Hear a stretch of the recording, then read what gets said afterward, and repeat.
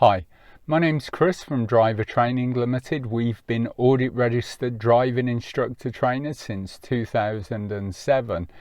And following on from the recent ADI NJC Expo in Newark in Nottingham, there's a couple of questions that we got asked quite regularly, and I just thought we'd do a video on answering them. The first is open and closed questions. Now, this came about because quite a few had mentioned when I'm talking to my pupil, they're suddenly giving me one-word answers. Well, that can sometimes happen. The most talkative pupils come the day of your standards check, the day of the part 3, decide they're going to give you one-word answers. But also, do we think it could be the questions that I'm asking?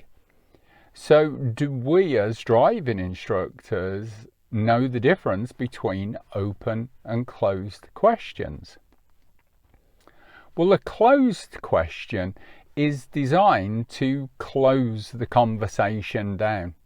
It's meant to be one-word answers. Did you check your mirrors then? Yeah. Did you see that person coming towards a crossing? Yeah.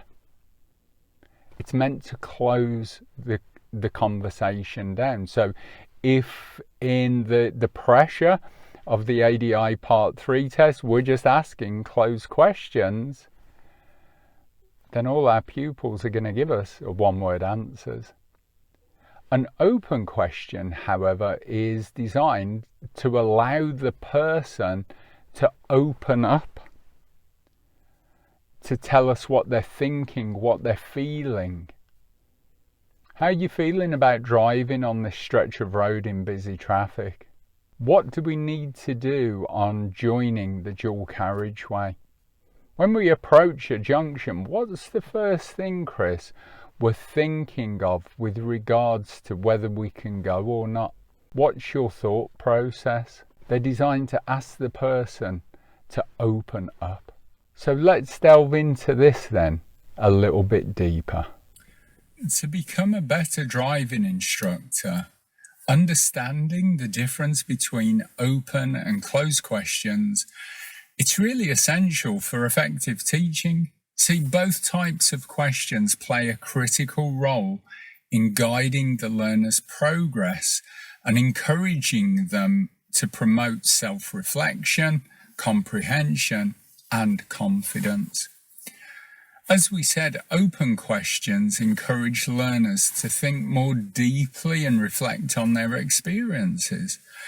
These questions allow for more detailed, thoughtful responses, and they help them to assess their own understanding, critical thinking, and ability to apply knowledge.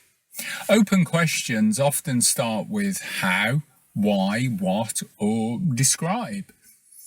So, for instance, how do you feel your driving has improved since the last time we tried this? What steps do you take before merging onto a dual carriageway? Why do you think it's important to check your mirrors regularly? Can you describe what you would do when approaching a roundabout? So what are the benefits of open questions? Well, it encourages the person to think more deeply. It encourages self-reflection. It helps the learner develop problem-solving skills. And ultimately, it promotes open dialogue between the instructor and the learner. But it also allows us as the instructor to assess the learner's comprehension and reasoning. A closed question just requires a short, specific answer. Yes, no, or a simple fact-based response. These are questions that are good for checking factual knowledge, confirming they understand something, or guiding a specific behavior during instruction. So, for instance, did you check your blind spot before we moved off? Are you familiar with the speed limit on this road? Have you ever done parallel parking? Are your mirrors adjusted properly? The benefits of closed questions, well, it provides quick, clear feedback on specific issues.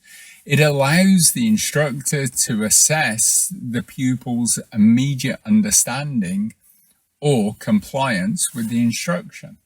It helps control the flow of the lesson when the focus is on precise tasks.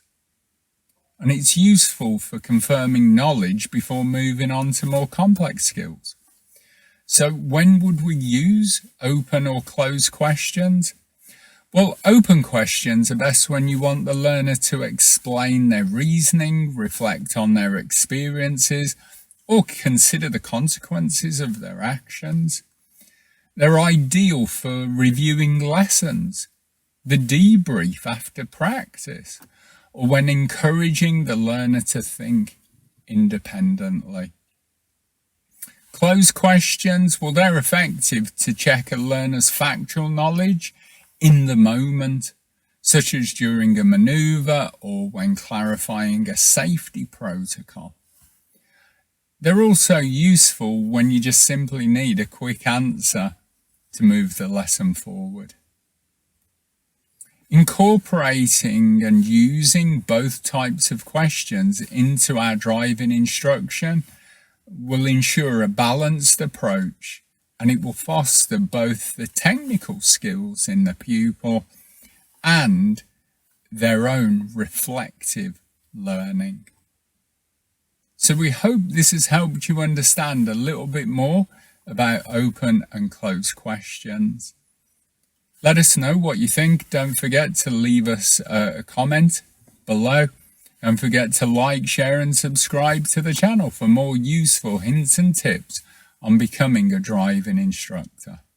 So my name's Chris from Driver Training Limited. Remember, teach well, drive safely. And we'll see you all again in our next video.